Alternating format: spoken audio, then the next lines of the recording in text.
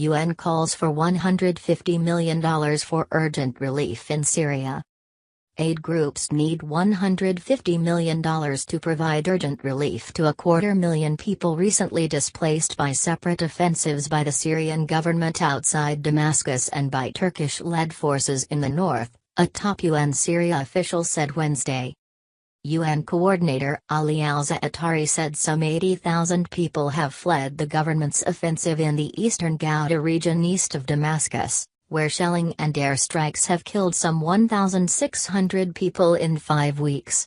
He said 50,000 were still living in shelters that have been stretched beyond capacity.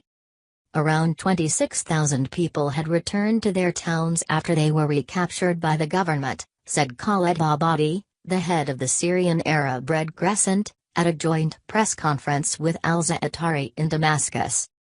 The International Red Cross said Monday that children were emerging from eastern Ghouta with diarrhea, lice and skin diseases. It said many walked for kilometers, miles, on bare feet to reach the shelters. The shelters were overcrowded, had no proper sanitation, and lacked toilets and showers, said the ICRC. It said it was working with the Red Crescent to improve them. The Russian military operation in Syria said Monday more than 120,000 residents had arrived on the government's side of the front lines around eastern Ghouta. The Syrian Observatory for Human Rights Monitoring Group said 100,000 had crossed over. None of the figures could be independently verified. Another 180,000 displaced Syrians are in need in the northern town of Tel Rifat, after Turkish forces seized the Kurdish-controlled town of Afrin, said al-Za'atari. He told reporters in Damascus that finance is coming, but is still beneath the required level. A renewed push by the Syrian government and Russia to take the last rebel-held pocket in eastern Ghouta could drive tens of thousands more out of their homes and into shelters.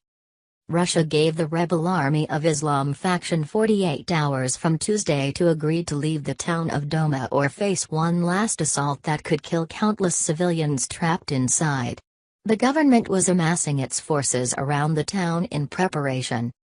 The Army of Islam is the last faction holding out against the government in eastern Ghouta. If the fighters agree to leave, they will follow some 25,000 others, fighters and civilians, who have elected to board buses to rebel-held northwest Syria instead of reconcile with the government. Many say they cannot serve in President Bashar Assad's conscription army.